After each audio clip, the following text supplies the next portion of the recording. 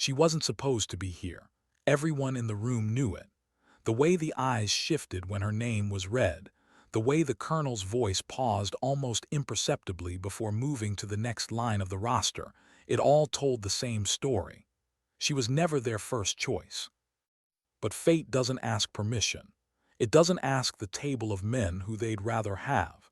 It simply places the weight in the hands of the one who is still standing. She sat silently at the far end of the briefing room, her uniform stiff with nerves, her throat dry. The air was heavy with the smell of burnt coffee and pencil shavings, the kind of military room that was meant for plans but carried the echoes of doubt. She watched the projector flicker to life, the grainy satellite images filling the screen. Villages, a valley, a shadow of something the intelligence officers refused to name out loud. Her pen didn't move. She was listening, but part of her was somewhere else in the long corridor that had led here. Every step of it reminded her of the look she had carried for years. She wasn't the one they picked first.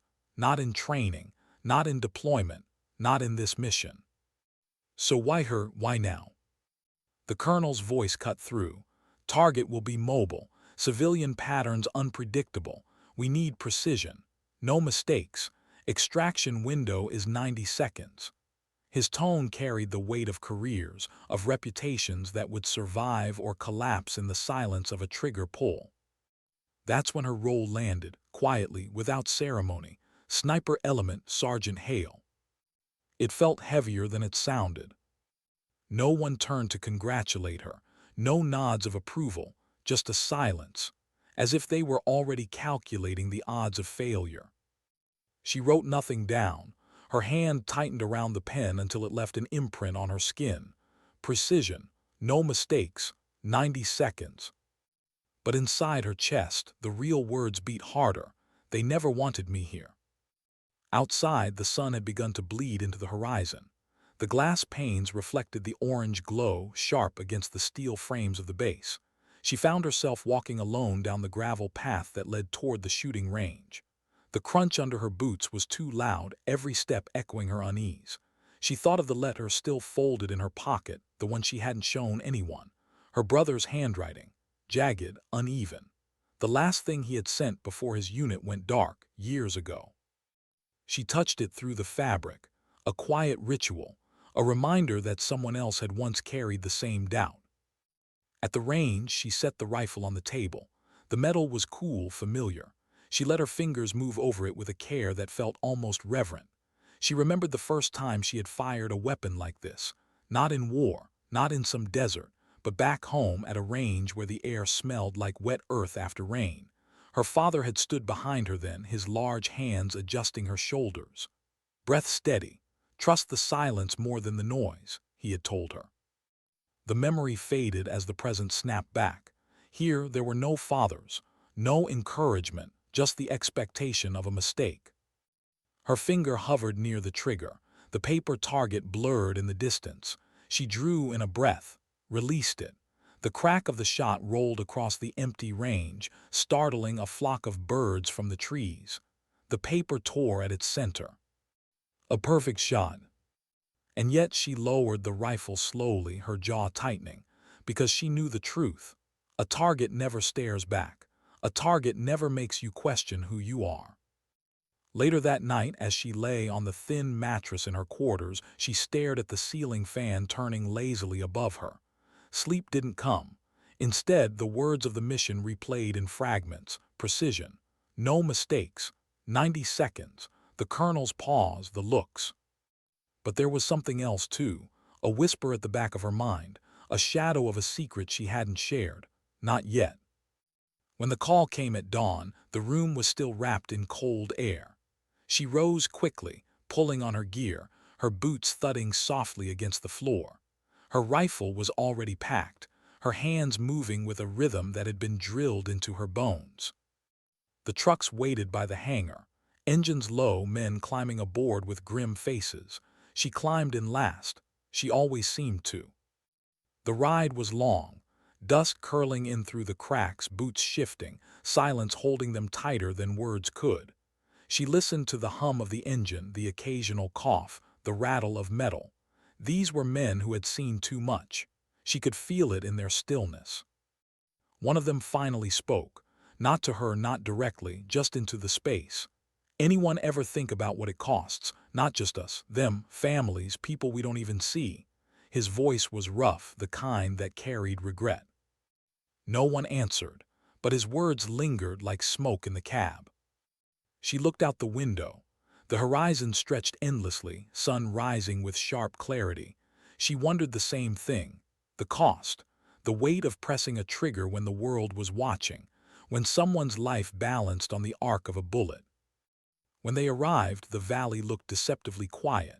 Houses like bones scattered along the ridge, children chasing a ball near a fence, women hanging laundry that caught the wind like sails. The normality was unnerving.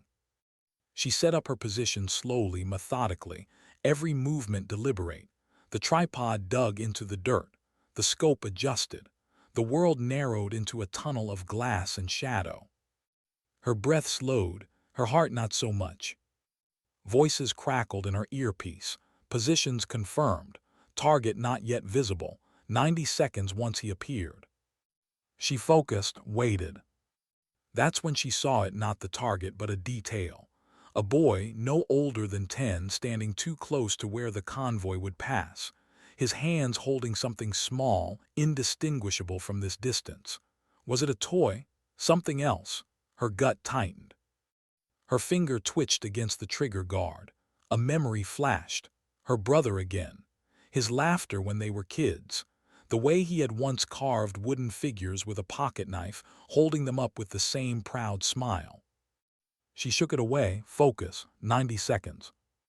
But the boy remained in her sightline. Innocent, or maybe not.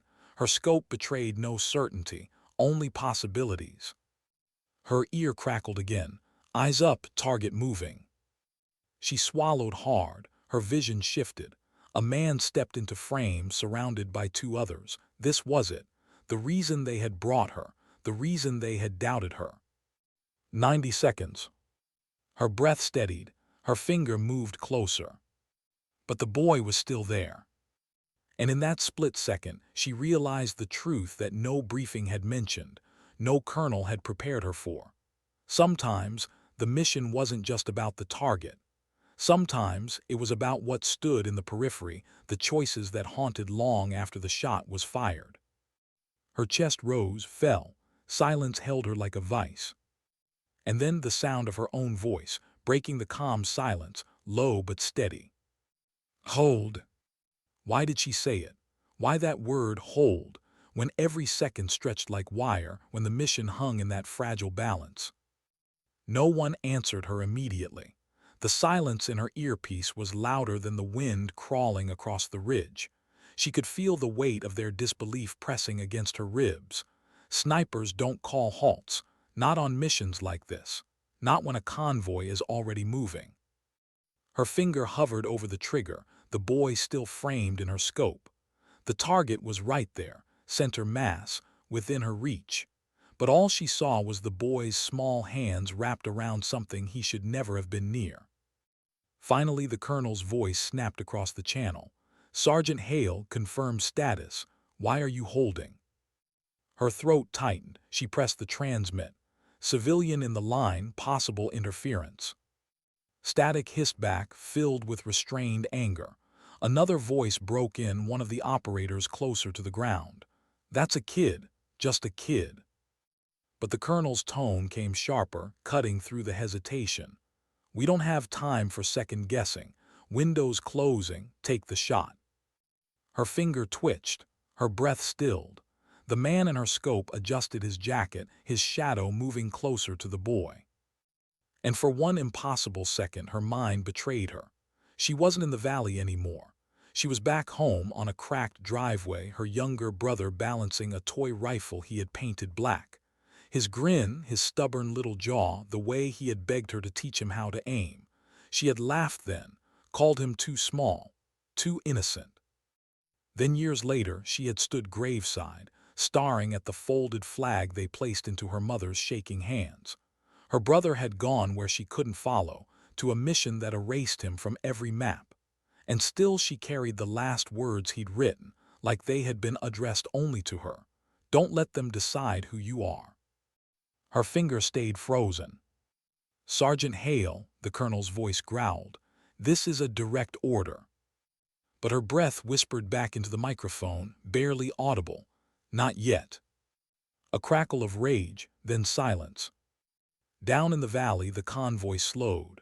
The boy stepped back, his hands lifting the object higher. For an instant, her stomach turned. It looked like more than a toy, a shape too crude to ignore. The operator on the ground cursed, shouting something she couldn't make out. Then it happened. The boy dropped it, a ball, scuffed red, rolling harmlessly into the dust. Her lungs finally let go. The man beside the boy shoved him back roughly, pulling his jacket tighter. The window was almost gone. Now she breathed. Her fingers squeezed, the rifle cracked. The man fell, sudden, without ceremony.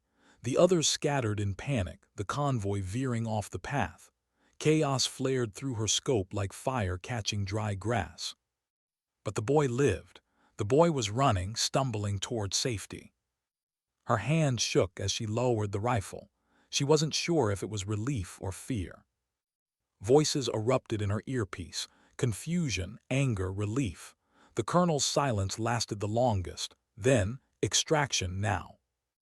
The team moved, shouts cutting through the valley. Boots hitting dirt, vehicles revving.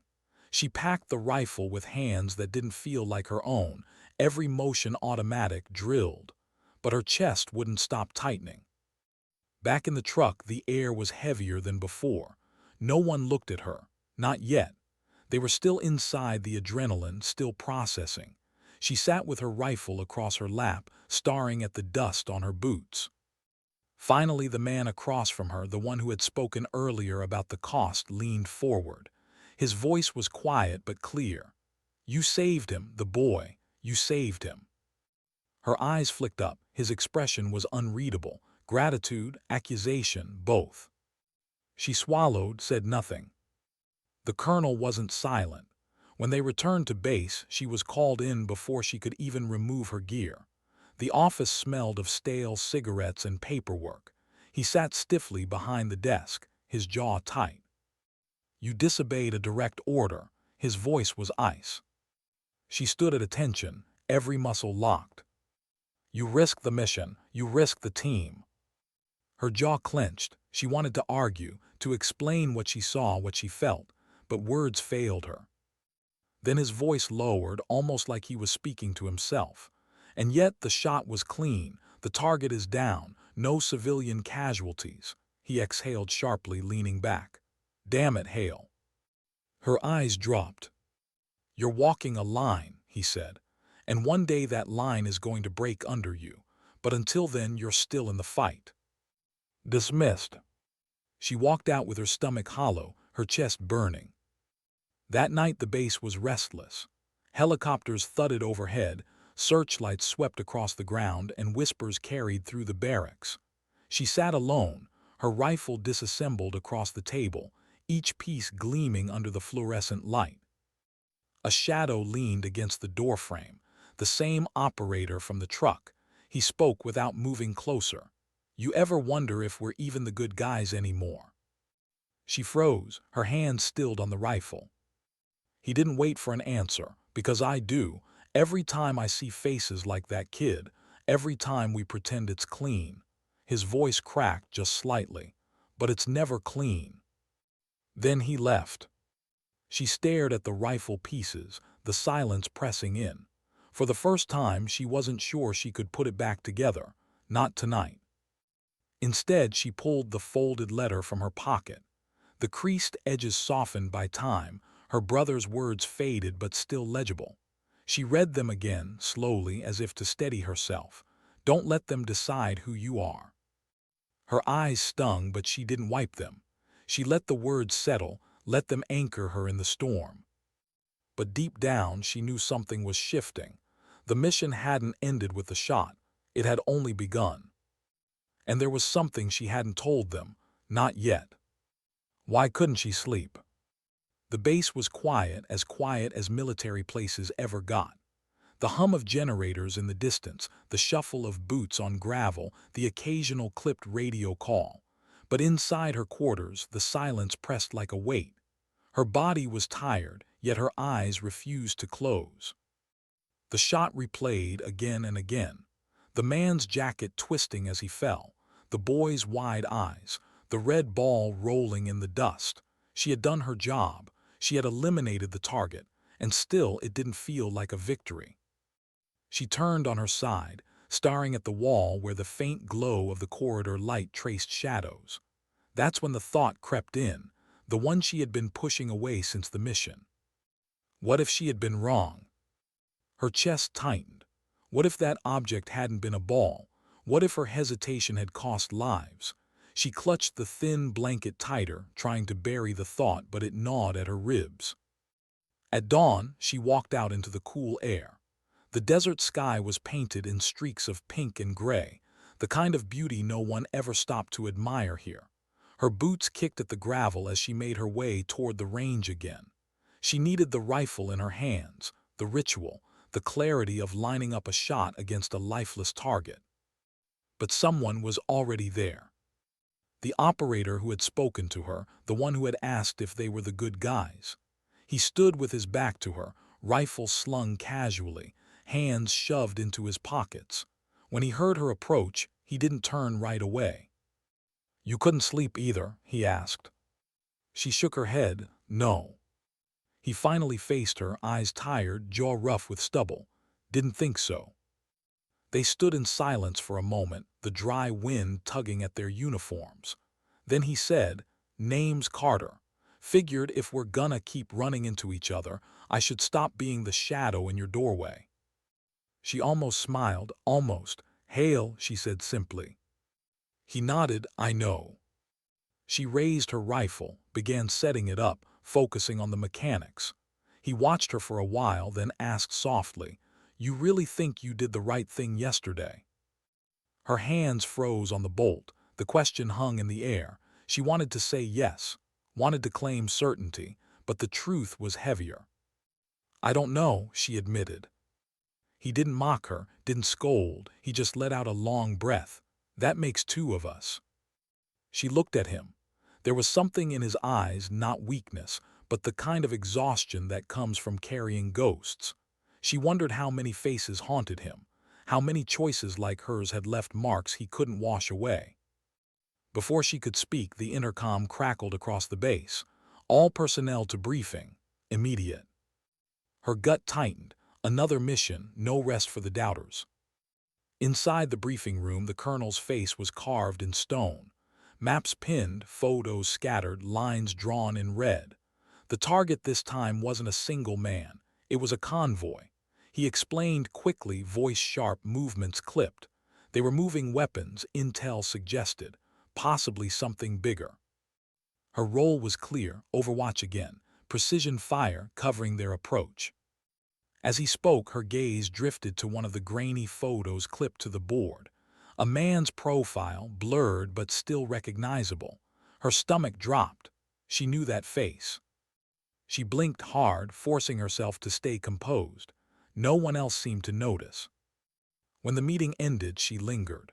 Her eyes stayed locked on the photo until the room emptied. Then slowly she reached into her pocket, unfolded the letter, the handwriting again, jagged, uneven, her brother's last note. She compared the photo to the memory burned into her. The shape of the nose, the scar on the chin, her breath caught. It couldn't be. Her brother was dead. That's what they had told her. That's what the folded flag had meant. But the man in the photo. Her heart pounded. She shoved the letter back into her pocket, hands shaking. She didn't tell anyone, not yet. The mission launched at night. The desert air was sharp, stars scattered across the sky like cold fire. The convoy moved under blackout, engines low, headlights off. She rode in silence, her rifle case against her knee, her thoughts louder than the hum of the vehicle. Was it him? Could it be? And if it was, what then? Carter sat across from her, watching her with quiet curiosity. He didn't ask. He didn't need to. He could see something had shifted. They reached the ridge. She took position, rifle steady, scope trained on the road below. Dust swirled faintly in the distance, the convoy approaching. Her earpiece crackled. All units eyes on, prepare to engage. Her crosshairs lined up. Trucks appeared, shadows moving through the night. Soldiers riding in the back. And there, in the second vehicle, the man from the photo. Her chest seized. It was him, or it looked like him. She couldn't breathe. The colonel's voice snapped. Sniper confirmed target. Her finger rested on the trigger. Her vision blurred with disbelief. If she said it, if she confirmed, they would unleash everything. And her brother, or the ghost of him, would vanish forever. She whispered, barely audible, target confirmed. But inside, her soul was tearing apart. What do you do when the crosshairs show you a ghost? Her cheek pressed against the rifle stock, her breath shallow, her scope unflinching. The man rode in the second vehicle, face illuminated for split seconds by moonlight. The scar, the jawline, the eyes she thought she'd never see again. Her earpiece buzzed. Sniper, do you have a clean shot? She couldn't answer right away. Her finger hovered near the trigger, every instinct drilled into her body screaming to fire. But her heart pounded against her ribs, her thoughts scattering. She whispered, barely steady, target confirmed, waiting for green. Her voice didn't sound like her own. The convoy slowed, trucks grinding against the dirt road. Soldiers moved around the vehicles, shadows shifting. Carter's voice cut into her ear. Calm, steady. Hale, breathe, don't rush, you've got this. He didn't know, none of them did.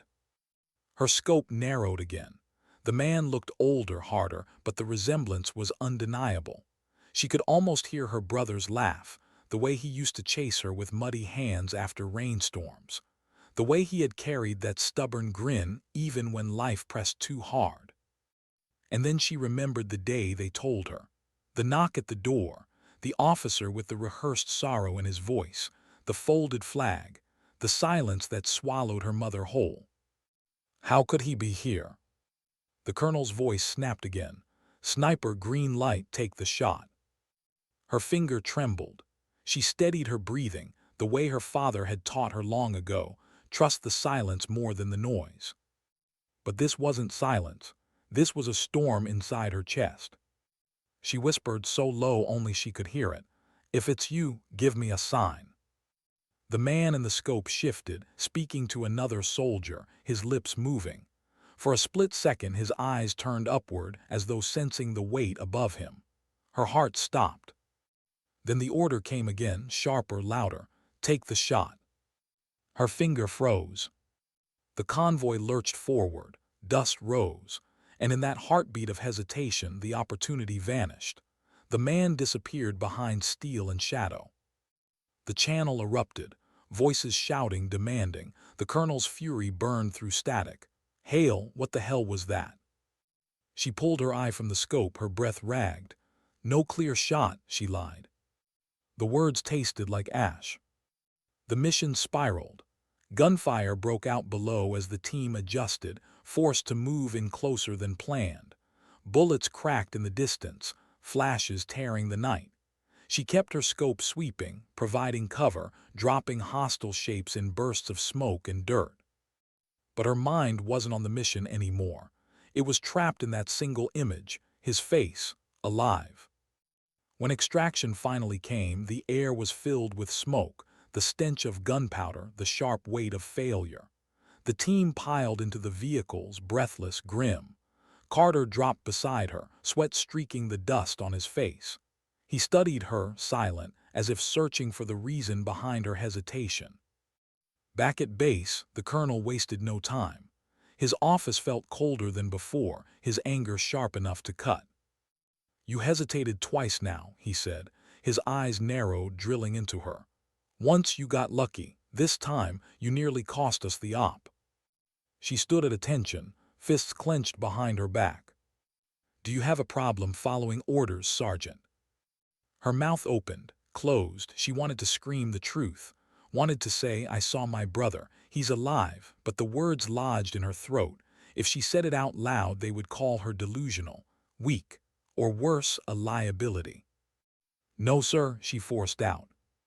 His gaze lingered, suspicious, but he finally dismissed her with a sharp gesture. Outside, the air felt suffocating.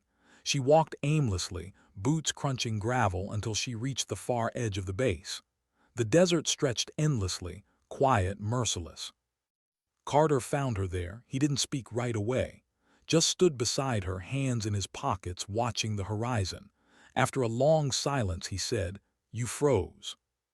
Her jaw tightened. He didn't accuse, he didn't threaten, he just said it plainly, like numbing the weather. "You froze, and it wasn't because of the shot." She turned, glaring. "You don't know what you're talking about." His eyes softened. "Then tell me I'm wrong." She couldn't.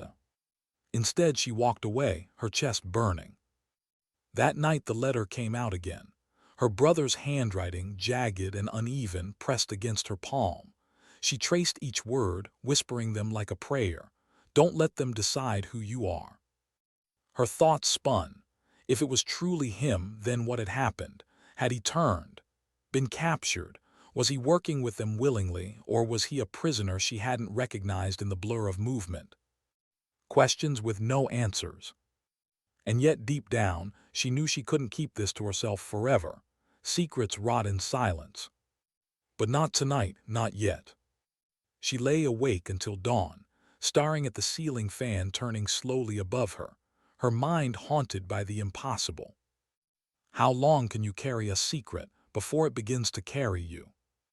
Hale moved through the base like a shadow, her face neutral, her body precise, but inside everything was fraying. Every boot step echoed louder than it should.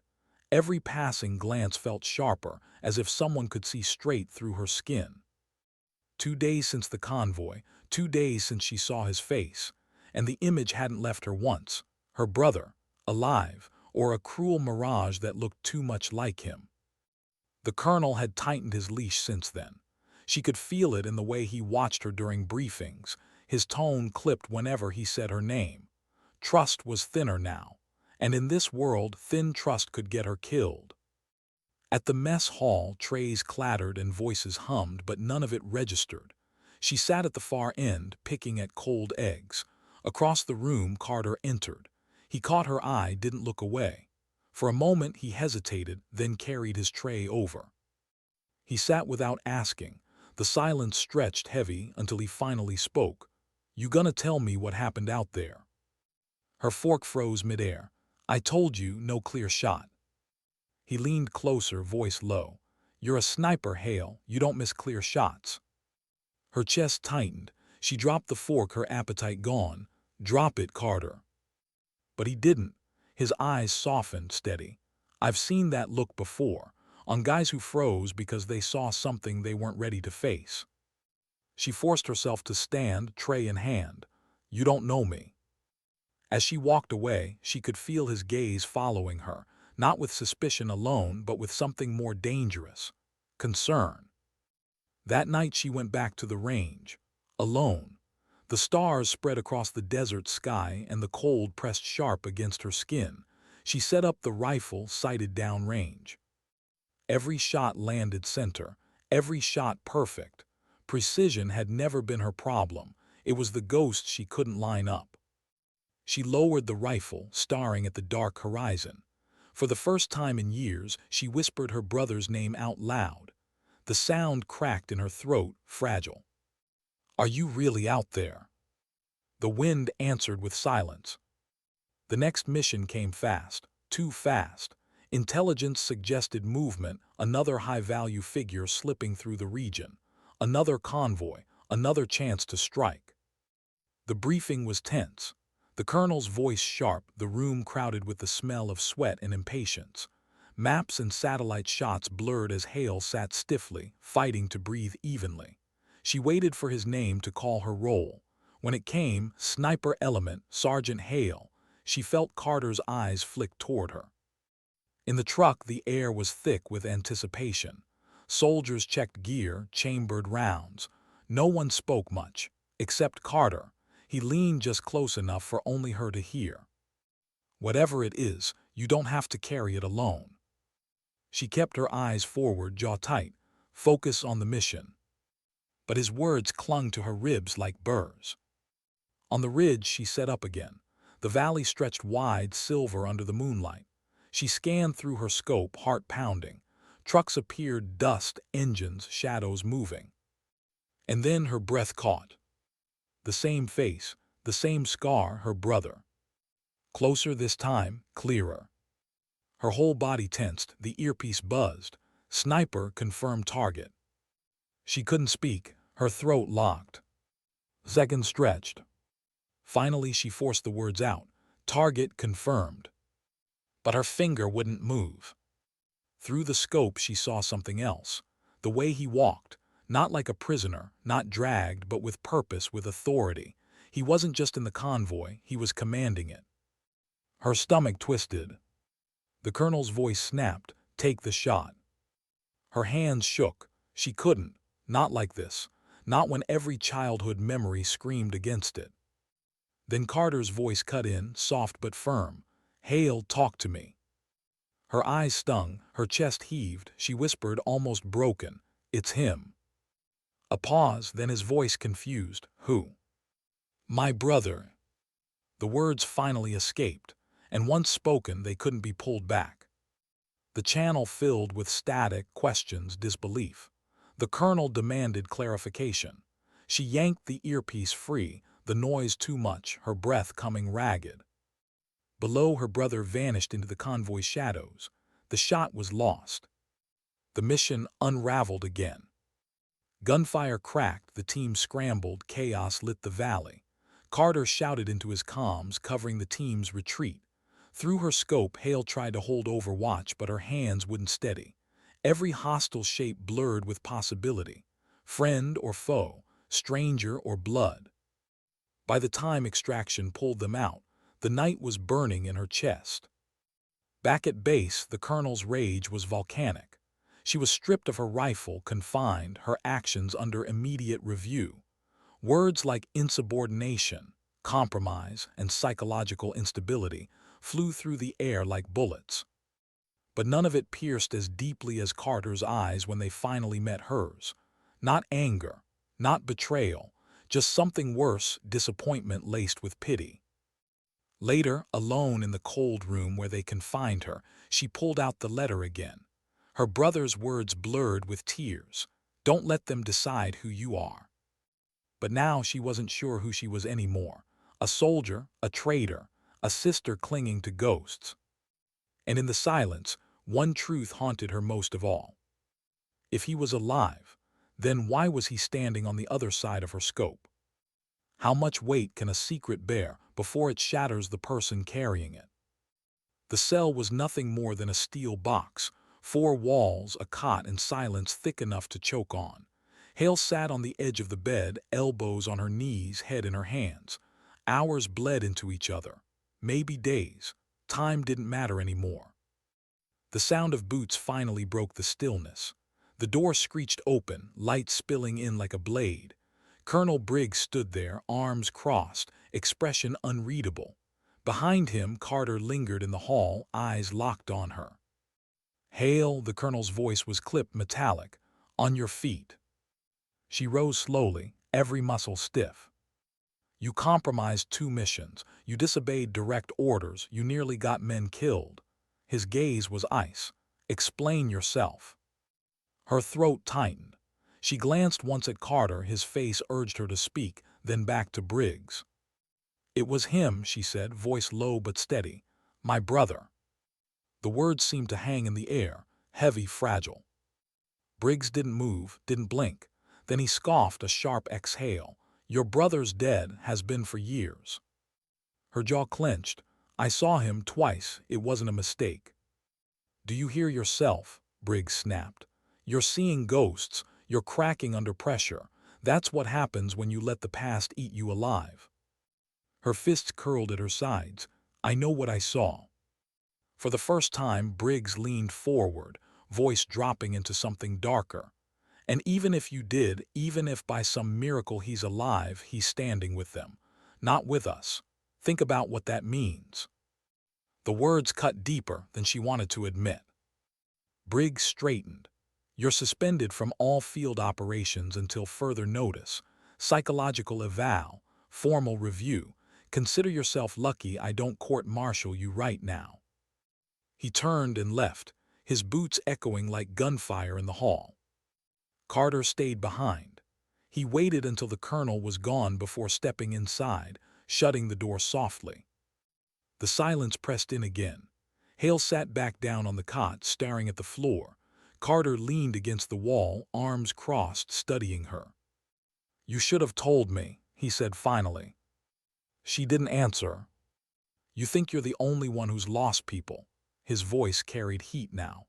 "I've seen brothers buried, friends, family, but when we're out there we don't get to freeze, we don't get to hesitate." Her head shot up, eyes burning. It wasn't hesitation, it was recognition. Carter's jaw flexed. "So what are you saying? That he's alive? That he's working with the enemy? Because that's not just your ghost anymore, that's a live threat walking around with our target." She bit her lip hard enough to taste blood. Carter exhaled, softer this time. "Look, I don't know what you saw, but I do know you're not crazy. You've got eyes sharper than anyone I've met. If you say it was him, then maybe it was. But if it was," he stepped closer, lowering his voice, "you have to be ready for what that means." Her chest ached. He could. Carter crouched in front of her, forcing her to meet his gaze. "Hale, people change. War changes them faster than anything else. If he's out there, you need to decide right now, is he your brother, or is he your enemy?" The question hit her like a hammer. She turned away, staring at the gray wall, her breath shaky. Carter stood, sighing. "The colonel's watching you like a hawk. You've got one chance to prove you're not a liability.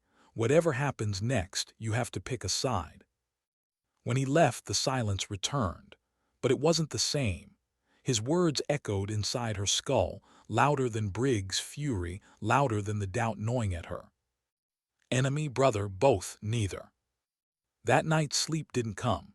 Instead, memories invaded, laughter under a broken ceiling fan, late-night talks on the porch, the smell of gun oil and dirt when he first showed her how to hold a rifle. He had been her anchor, her compass. And now that compass was pointing somewhere she couldn't follow. By dawn, she was exhausted, hollow-eyed, but something inside had hardened. If Briggs wanted proof she wasn't broken, she would give it to him. And if Carter wanted answers, she'd find them. The opportunity came sooner than expected. 3 days later, intelligence flagged another movement. Same routes, same pattern, a convoy snaking through the desert. But this time, satellite stills confirmed something chilling. The figure at its center wasn't just present, he was leading. The briefing room was a storm of tension. Briggs' face was stone as he clicked through the images. High-value target confirmed. Command element in the lead vehicle. This time we finish it. Every eye flicked toward Hale. Some with suspicion, some with curiosity, most with quiet judgment. Briggs didn't even assign her a role. But Carter spoke up. "She's coming with us." Briggs glared at him, out of the question. "She knows the terrain better than anyone, and if it is who she says it is," Carter paused, then doubled down, "we'll need her." The room went still. Briggs stared long and hard at Hale. For a moment she thought he'd shut it down, end her career then and there. But finally he spat the words like poison. "Fine, she goes. But if she falters once, if she so much as blinks at the wrong time, she's done. Permanently." The room emptied. Only Carter stayed close, his presence steady. Hale tried to swallow the lump in her throat. "You didn't have to do that," she muttered. "Yes, I did." He gave her a small, grim smile. "Because if this is what you say it is, then none of us can afford for you to be on the sidelines." That night on the ridge once again, the desert wind biting, Hale set her rifle into place. The scope framed the valley below, trucks rolling like iron serpents under the moon. Her heartbeat thundered in her ears. And there he was. Her brother closer than ever. standing tall, issuing orders, men obeying without question. His movements sharp, precise, nothing like the boy she once knew. Briggs' voice crackled in her earpiece. "Sniper, confirm." Her lips parted, but no sound came. Through the scope, his eyes swept the ridge. For one fleeting second, she could swear he looked right at her. Recognition sparked, not in her, but in him. And then, impossibly, he raised his hand in the faintest, deliberate signal, not to his men, to her.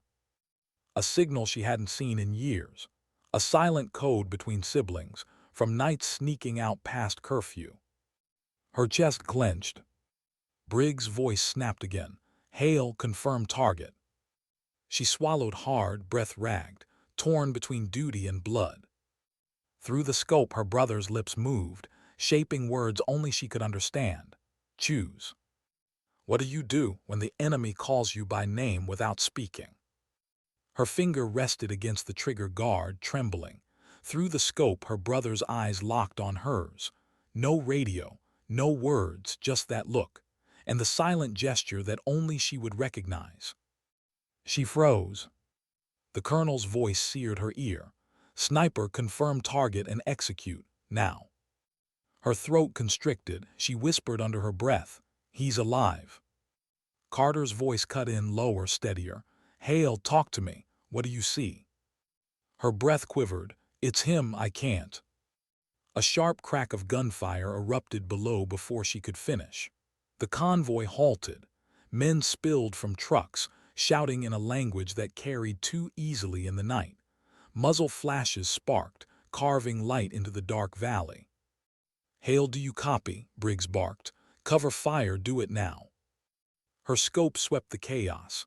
Dust clouds rising, men sprinting, a storm of motion.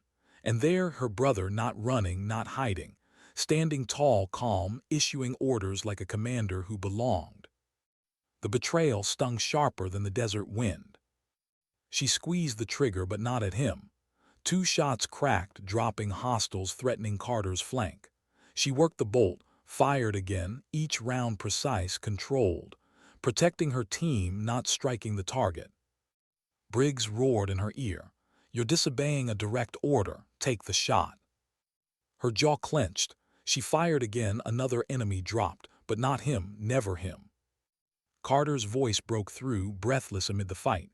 "Hale, focus on us. Forget him, keep us alive." She did. She let her brother slip away into the smoke, focusing only on her team, pulling them out of the fire. Each kill a heartbeat, each breath a war against the guilt strangling her.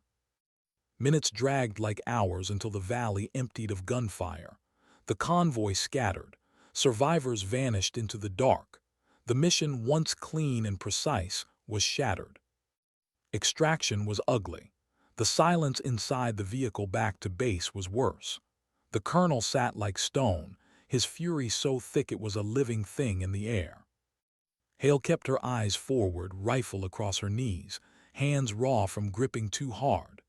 Carter sat beside her, silent, sweat streaking dirt on his face. Back at base, Briggs wasted no time. The briefing room lights were harsh, exposing every shadow. The team spread out, exhausted, defeated. Briggs slammed his hand against the table. "That was a disaster.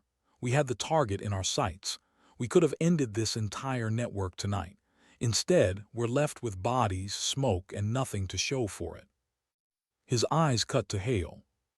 "Because you refused to do your job." Her chest burned, but she stayed standing, rigid. "You've undermined this unit twice. You've lied, you've hesitated, you've ignored direct orders." His voice dropped to a venomous growl. "You're finished." Carter shifted, stepping forward.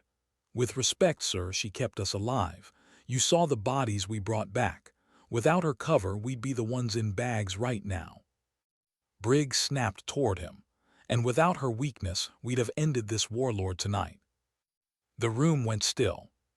Hale's voice cracked through the silence, soft but sharp. "It wasn't weakness." Briggs leaned forward. "Then what was it?" Her eyes flicked to Carter, then back. Her voice shook but didn't break. "It was my brother." The words hung heavy. The team shifted, glancing between each other, unsure, uneasy. Briggs straightened slowly, disbelief painted across his face. "You're telling me you let a terrorist walk free because you think he's family?" "I don't think," her voice steadied, gaining weight. "I know." The silence thickened. Then Briggs slammed a folder down on the table. Photos spilled across its surface, grainy, satellite-still captures of the convoy. Her brother's face was clear in one of them. Hale's breath hitched. "You see this?" Briggs' voice was cold steel. "You're not wrong, he's alive, but look at him. He's not your brother anymore, he's theirs. He's been theirs for years, probably by choice." Her stomach turned. Carter stepped closer, studying the photo, then glancing at Hale. His voice was quiet, cautious. "You need to prepare yourself." But she couldn't, not yet. Briggs' glare hardened. "You're off this mission, Hale. Effective immediately. You're a liability, and I won't risk another op for your sentimentality." Her body stiffened. Every part of her wanted to argue, to fight back. But she saw it in his eyes, his mind was made up. The meeting ended in fractured silence. The team dispersed, whispers trailing like smoke. Hale gathered the photos with trembling hands, shoving them into her pack. That night Carter found her again, sitting on the edge of her bunk, staring at nothing. "You're not done," he said softly. She shook her head. "The colonel made it clear." "No," Carter interrupted. "He made it official, but you and I both know this isn't over." Her eyes lifted, searching his. "You've got one chance," he said. "Find out the truth. Whatever side he's on, prove it, but you'll have to do it without permission." Her pulse quickened. "That's mutiny." "It's survival," Carter countered. The barracks were quiet, only the hum of generators filling the air. Hale felt the weight of the choice pressing down: obey the chain of command and abandon the truth, or break it and follow her own blood into the shadows. She pulled the photo from her pack, studied the scar on his face, the hardened stare. The boy she knew was gone, but somewhere inside, maybe, just maybe, the man she loved as a brother still remained. She whispered, almost to herself, "If he's gone, I'll bury him, but if he's still in there." Carter leaned closer. "Then you'll have to pull him out yourself." The desert wind howled outside the walls. Something in it sounded like an answer. "How far will you go when the line between blood and betrayal disappears?" The desert was darker than ink, the stars veiled by drifting clouds. Hale crouched in the sand, breath shallow, every sense sharpened. This wasn't sanctioned. No orders, no backup, just her, Carter at her side, and the thin thread of faith tying them together. The convoy had set camp in the ruins of an abandoned outpost, half-collapsed walls jutting into the night. Lanterns flickered, guards patrolled, but her eyes didn't scan the soldiers. They searched for him. Her brother. Carter adjusted the strap on his rifle, whispering, "You sure about this?" "No," she admitted, "but it doesn't matter." They slipped closer, weaving through shadows, the crunch of sand masked by the wind. Hale's pulse was thunder in her ears. Each step forward was a step into something she couldn't take back. A guard passed. She stilled, breath caught, then slid her knife across his throat before he could speak. The body slumped soundlessly. She didn't flinch. There was no space left for hesitation. At the heart of the camp she saw him, sitting at a cracked wooden table, maps spread, men leaning in as he gave orders. His presence commanded the air. Hardened, scarred, cold, but undeniably him. Her knees weakened. Carter touched her shoulder. "It's now or never." She nodded once. They moved. A burst of smoke grenades clouded the outpost. Chaos erupted, shouts in the dark, gunfire cracking. Carter drew fire, precise and controlled, pulling eyes away from her. Hale slipped through the haze, weaving until she stood just behind him. He turned, and the world stopped. For a long moment, no sound existed. Just her brother, and the impossible space between them. His eyes widened, not with surprise, with recognition. "Mara." Her name, the way only he said it. Her throat closed. "You're alive." He gave a faint, bitter smile. "Alive, yes, but not the man you remember." Her rifle trembled in her hands. Why are you here with them?" "Because the men you serve, the ones you bleed for, left me to rot. They abandoned me. I learned quickly who my enemy really was." His voice carried anger, but under it, a fracture, pain. Her heart broke at the sound. "You think this is the way, commanding men who burn villages, who kill children?" His jaw tightened. "You don't understand, you weren't there." She stepped closer, tears stinging her eyes. "Then tell me, make me understand." His gaze softened for a heartbeat, then hardened again, closing like a door. "You wouldn't, you've already chosen them." He reached for his pistol. She raised her rifle. They froze, weapons locked on each other. From the haze, Carter's voice shouted, "Hale, we need to move." Her brother's eyes flicked, narrowing. "You brought one of them here, you came with him." "Don't," she whispered, "don't make me choose." But deep down, she knew that choice had already been made. Gunfire erupted closer. Carter yelled again, pinned down by advancing soldiers. Hale's heart tore in two. She could end it. Right here. Pull the trigger. Save her team, her mission, her own conscience. Or she could lower her weapon and let him go, and watch the war stretch on with his face leading it. Her brother's lips parted, whispering the words only she could hear. "You're still my sister. Don't betray me."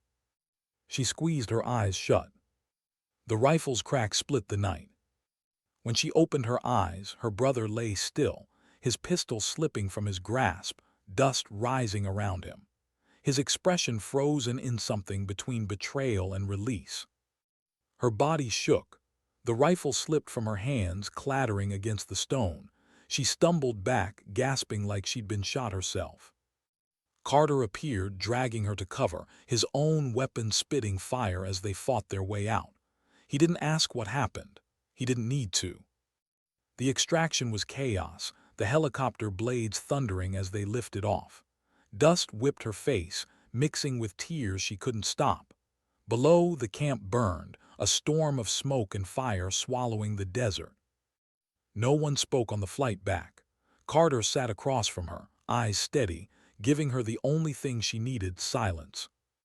At base, Briggs tried to question her, tried to pull the report, the details, the explanation. But all she gave him were clipped words, her voice hollow. "Target neutralized. Mission complete." And that was all. That night she sat alone, the photo of her brother in her hand. She traced the scar on the image, then folded it slowly, pressing it against her chest. In the silence, she whispered to the dark, "I buried you once. Now I've buried you again, but this time with my own hands." Her shoulders shook, but no sound came. The wind outside rattled the barracks window, carrying the faintest echo of his voice. Or maybe it was only memory. She closed her eyes, whispering the words he once told her, the words that had carried her this far. "Don't let them decide who you are." And in that moment she knew, they hadn't, she had. The next morning she stood before the unit, rifle in hand, uniform sharp, face pale but steady. No speeches, no explanations, just the quiet dignity of someone who had walked through fire and carried the ashes inside. Sometimes dignity doesn't speak, it simply acts. And in the silence she left behind, her story lived not of glory, not of victory, but of sacrifice. The kind that doesn't make headlines but scars the soul.